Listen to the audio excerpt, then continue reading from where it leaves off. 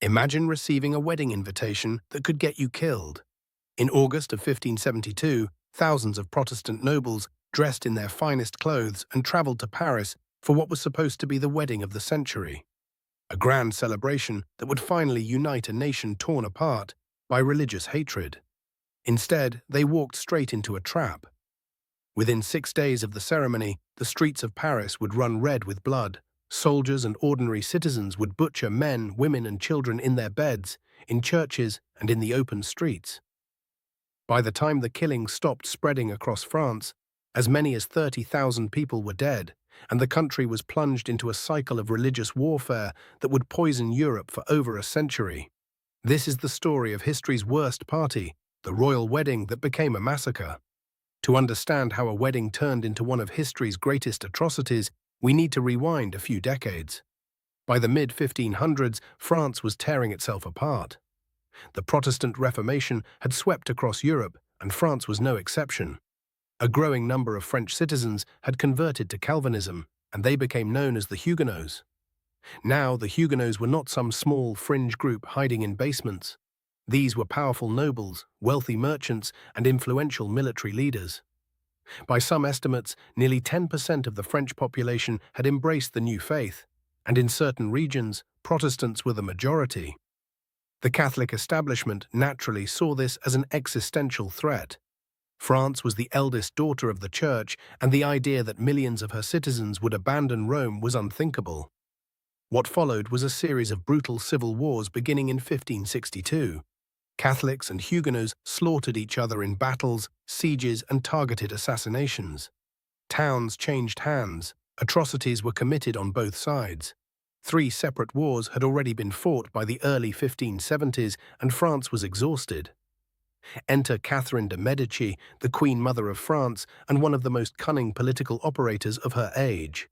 Catherine was the power behind her son, King Charles IX, who was young, impressionable, and increasingly unstable. Catherine had tried persecution, she had tried tolerance, she had tried playing factions against each other. Nothing had worked. So she landed on a new strategy, one that was elegant in its simplicity. She would marry her daughter to the enemy. Catherine's daughter was Margaret of Valois, a Catholic princess known for her beauty, her intellect, and her sharp tongue. The groom would be Henry of Navarre, a young Huguenot prince and one of the most important Protestant leaders in France. The logic was straightforward. If you could unite the two faiths through marriage, perhaps you could unite the kingdom through peace. There was just one problem. Almost nobody wanted this wedding to happen. The Pope refused to grant a dispensation for a marriage between a Catholic and a Protestant. Catholic hardliners in Paris were furious at the idea. Even Margaret herself reportedly resisted, though the historical accounts differ on this point. But Catherine de' Medici was not a woman who took no for an answer. She pushed the wedding forward through sheer force of will, forging ahead without papal approval and pressuring everyone involved to fall in line. The ceremony was set for August 18, 1572, at the Cathedral of Notre Dame in Paris. And here is where the trap was unknowingly set. To celebrate the occasion, thousands of Huguenot nobles and their followers poured into Paris. They came from all over France, many of them battle-hardened veterans of the civil wars. They came in good faith, believing the wedding represented a genuine new beginning. For the first time in years, the Protestant leadership of France was concentrated in one place, surrounded by a Catholic population that largely despised them.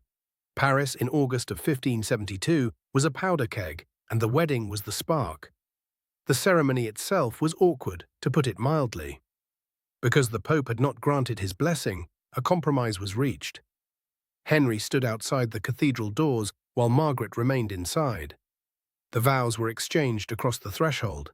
When the bishop asked Margaret if she consented to the marriage, she reportedly said nothing. Her brother, King Charles, physically pushed her head forward in a forced nod. Romantic, right? The days that followed were filled with lavish banquets, tournaments, and balls. On the surface, it looked like Catherine's plan might actually work. Catholic and Huguenot nobles mingled, drank together, and celebrated. But beneath the festivities, tensions were boiling. Parisian citizens resented the Protestant presence in their city. Catholic preachers thundered from their pulpits about the abomination of the mixed marriage. And in the shadows, powerful figures were making dangerous calculations. The most important Protestant guest at the wedding was Admiral Gaspard de Coligny, a revered military commander and the de facto leader of the Huguenot movement. Coligny had grown close to the young King Charles, perhaps too close for Catherine's comfort. Some historians believe Catherine feared that Coligny was replacing her as the primary influence on her son, and that he was pushing Charles toward a war with Spain that Catherine believed would be catastrophic. On August 22nd, 4 days after the wedding, an assassin fired a shot at Coligny from a window as he walked through the streets of Paris. The shot missed its mark but wounded the admiral, shattering his finger and tearing into his arm. He survived, but the damage was done in more ways than one. The Huguenot leaders were outraged and demanded justice. They threatened to take matters into their own hands if the king did not act. Catherine de' Medici now faced a crisis of her own making. If the investigation into the assassination attempt led back to her circle, and many historians believe it would have, she would be exposed. She needed a drastic solution. What happened next remains one of the most debated events in European history. On the night of August 23rd, Catherine met with King Charles and his inner council. The exact words spoken in that room are lost to history, but the outcome was clear. The decision was made to eliminate the Huguenot leadership. What was supposed to be a targeted strike against a handful of military commanders became something far worse. In the early hours of August 24th, the feast day of St. Bartholomew, the killing began. A group of soldiers broke into Coligny's lodgings, dragged the wounded admiral from his bed, stabbed him repeatedly, and threw his body from a window into the street below. Across Paris, royal soldiers fanned out to murder Huguenot nobles in their homes and hotels. But the violence did not stay contained. As church bells rang out across the city, the people of Paris took the signal as permission. Catholic mobs surged through the streets, hunting down anyone suspected of being Protestant. Men were stabbed in alleyways, women and children were thrown into the Seine, bodies piled up in courtyards, in churchyards, and along the riverbanks. Neighbors turned on neighbors, landlords killed their own tenants. The violence was intensely personal and utterly merciless. The killing in Paris continued for 3 days, but the horror did not stop at the city walls. Over the following weeks, the massacre spread to at least a dozen other French cities. In Lyon, Toulouse, Bordeaux, Rouen, and Orléans, local Catholic populations carried out their own waves of slaughter. The total death toll is impossible to pin down precisely, but modern estimates range from 10,000 to as many as 30,000 people killed across France. Henry of Navarre himself survived only by converting to Catholicism under duress, reportedly saying later that Paris was well worth a mass. The St. Bartholomew's Day massacre did not end the wars of religion, it supercharged them. The Huguenots, far from being broken, were radicalized. They fortified their strongholds and fought with the desperation of people who now knew that surrender meant death. 5 more wars of religion followed over the next 26 years. France bled and bled and bled. The irony is staggering. Henry of Navarre, the Protestant groom who barely survived his own wedding, eventually became King Henry IV of France. He converted to Catholicism to secure the throne, and in 1598 issued the Edict of Nantes, which granted Protestants significant rights and brought a fragile peace to France. But even that peace was temporary.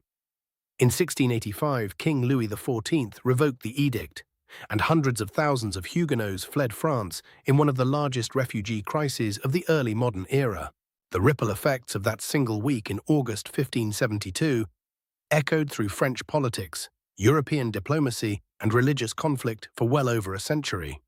The massacre also sent shockwaves across Europe. In England, it confirmed Protestant fears about Catholic treachery and hardened anti-Catholic sentiment for generations. In the Netherlands, it fueled the Dutch revolt against Catholic Spain. And in the world of political philosophy, it inspired some of the earliest arguments for the right of citizens to resist tyrannical rulers. The St. Bartholomew's Day massacre stands as one of history's starkest warnings about what happens when political calculation meets religious fanaticism, when leaders light matches they cannot control, and when ordinary people are given permission to treat their neighbors as enemies.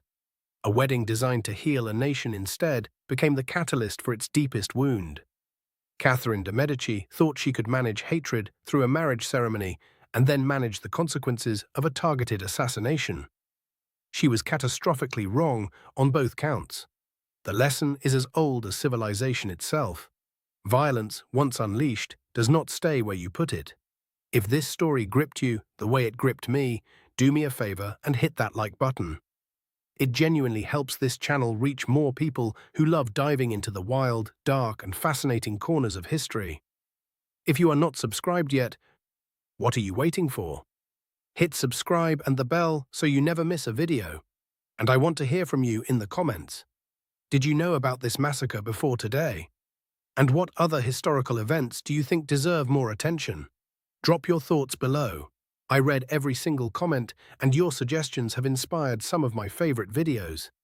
Thank you for watching, and I will see you in the next one.